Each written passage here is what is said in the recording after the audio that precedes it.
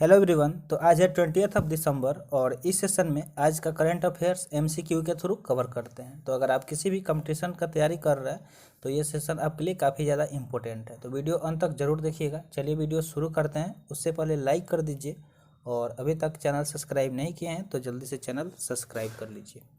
ये हमारा social media है, इसका लिंक आपको डिस्क्रिप्शन बॉक्स में मिल जाएगा, तो जाके जल्दी से ज्वाइन कर लीजिए, ठीक है। और ज्वाइन करके वहाँ पे आपको पीडीएफ वगैरह प्रोवाइड कराया जाता है, तो वहाँ से ले सकते हैं, ठीक है। तो देखिए क्वेश्चन आपके सामने है और इसका ऑप्शन है। अगर आपको इसका आंसर पता होगा तो आप कमेंट सेशन में करते जाइएगा, क्वेश्चन नंबर और ब्रैकेट में ऑप्शन डाल के, ठीक है। इससे आपका सेल्फ कॉन्फिडेंस भी इंक्रीज होगा। अगर आप डेली न्यूज़पेपर वगैरह पढ़ते हैं तो आपको जरूर पता होगा ये सारे क्वेश्चन का आंसर। तो फर्स्ट क्वेश्चन है, which country launch the surface water and ocean topography, जिसको शॉर्ट में SWOT बोलते हैं। ये क्या है, एक स्पेस क्राफ्ट है। तो ये स्पेस क्राफ्ट किसके द्वारा लॉन्च किया गया है, यानी कि किस देश के द्वारा लॉन्च किया गया है, ये पूछा जा रहा है। तो इसका नाम क्या है, surface water and ocean topography. तो ऑप्शन ए है यूएसए, ऑप्शन बी है रसिया, ऑप्शन सी है इजराइल और ऑप्शन डी है चाइना। तो इसके आंसर की बात करें तो ऑप्शन ए करेक्ट हो जाएगा, यूएसए, ठीक है। यूएसए ने इस स्पेस क्राफ्ट को लॉन्च किया है जिसका नाम क्या है, surface water and ocean topography space craft. तो इससे जुड़े कुछ इंपॉर्टेंट पॉइंट्स यहाँ पे दिया गया है। तो दिया गया है the US national Aeronautics and Space administration, जिसको शॉर्ट में नासा बोला जाता है, जो काफ़ी फेमस है, आप सुने होंगे। नासा के साइंटिस्ट, नासा द्वारा रिसर्च। तो नासा का फुल फॉर्म क्या होता है, National Aeronautics and Space Administration, जो यूएस का कंपनी है, ठीक है। Launch the earth science satellite to track nearly all the water on earth surface. तो इससे क्या होगा कि ये एक ऐसा सैटेलाइट लॉन्च किया गया है, अर्थ साइंस सैटेलाइट, जिसके वजह से सारे वाटर को ट्रैक किया जाएगा जो पृथ्वी के सतह पे अवेलेबल है। The surface water and ocean topography space craft was launch atop A SpaceX rocket with A mission of 3 years। और ये जो surface water ocean topography space craft है, इसको स्पेसएक्स के रॉकेट द्वारा लॉन्च किया गया है। तो स्पेसएक्स एलन मस्क का कंपनी है, जिसके द्वारा 3 साल के मिशन के लिए लॉन्च किया गया है, ठीक है। The satellite will measure the height of water in fresh water bodies, जो भी मतलब हाइट है वाटर का फ्रेश वाटर बॉडीज में, उसको मेजर करेगी, और जो ओशियन है उसको ये मेजर करेगी। जैसा कि आप जानते हैं ये पृथ्वी पे बहुत ज़्यादा पानी है, 90% ऑफ द अर्थ वाटर जो है सरफेस है, उस पर क्या है, पानी है ओशियन का। तो उसके हाइट वगैरह को मेजर करेगी। This is information will provide insight on how the ocean influence climate change. और इसके द्वारा जो इन्फॉर्मेशन दिया जाएगा उससे पता चलेगा कि कैसे जो ओशियन है, यानी कि महासागर है, वो क्लाइमेट चेंज को इन्फ्लुएंस करता है, यानी कि इफेक्ट डालता है। तो ये सारे इसके इंपॉर्टेंट पॉइंट्स हैं। आई होप आपको समझ में आ गया होगा।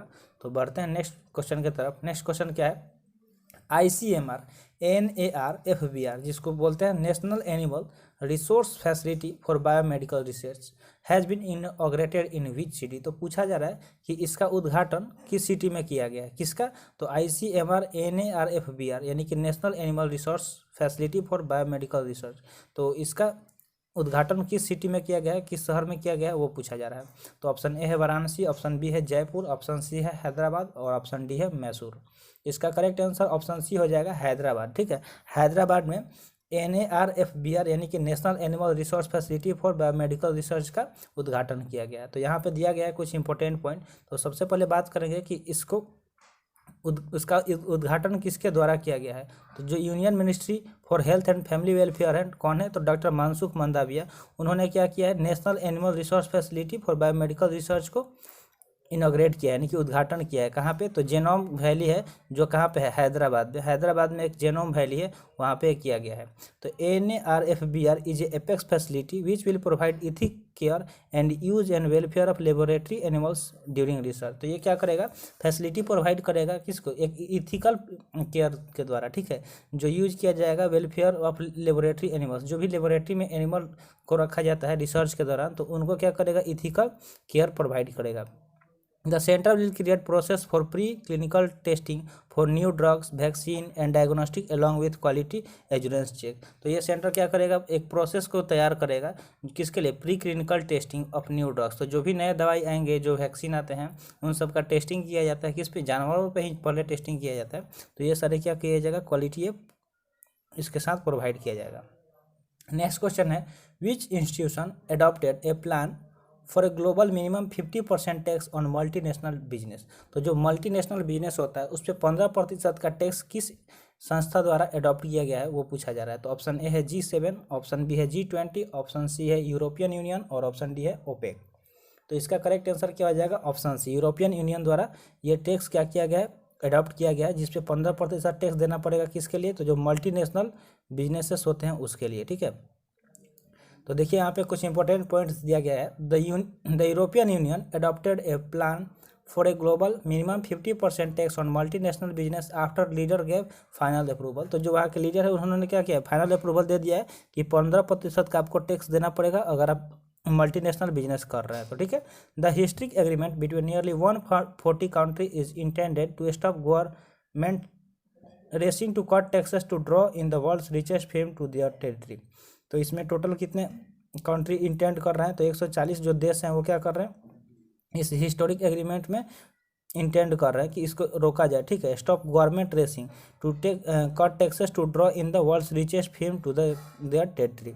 The plan was drawn up under the guidance of organisation of economic cooperation and development. और ये प्लान को कहाँ पे ड्रॉन अप किया गया, तो इन द गाइडेंस ऑफ जो organisation for economic cooperation and development है उसके गाइडेंसशिप में ये किया गया, ठीक है। इस प्लान को ड्रॉन अप किया गया।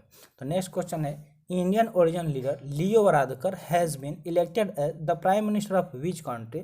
तो इंडियन ओरिजिन के एक लीडर हैं जिनका नाम है लियो वारादकर। तो पूछा जा रहा है कि इन्हें किस देश का प्राइम मिनिस्टर इलेक्ट किया गया है, यानी कि चुना गया है। तो ऑप्शन ए है श्रीलंका, ऑप्शन बी है आयरलैंड, ऑप्शन सी है सिंगापुर और ऑप्शन डी है मालदीव। तो कुछ टाइम पहले ही ऋषि सुनक काफ़ी ज़्यादा न्यूज़ में थे क्योंकि उनको ब्रिटेन का प्राइम मिनिस्टर बनाया गया था और वो भी इंडियन ओरिजिन है।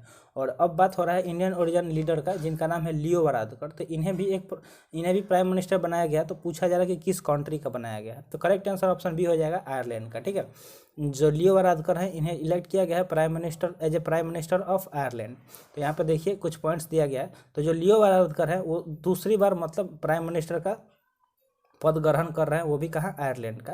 ही is still one of the Ireland's youngest ever leader even in his second stint in the role. तो ये मतलब अभी तक के सबसे यंगेस्ट लीडर है, जबकि इनका ये दूसरा कार्यकाल चल रहा है और दूसरे कार्यकाल में भी अभी सबसे ज़्यादा यंगेस्ट हैं।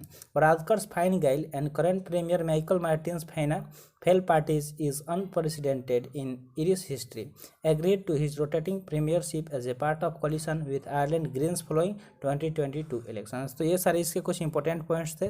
तो बस आपको इतना याद रखना है कि ये जो लियो वारादकर है वो इंडियन ओरिजिन के हैं और इनको कहाँ का प्राइम मिनिस्टर बनाया गया है और इनका कौन सा कार्यकाल है, तो बोल सकते हैं कि दूसरी बार बने हैं। नेक्स्ट है, when is the international migrant day celebrated every year.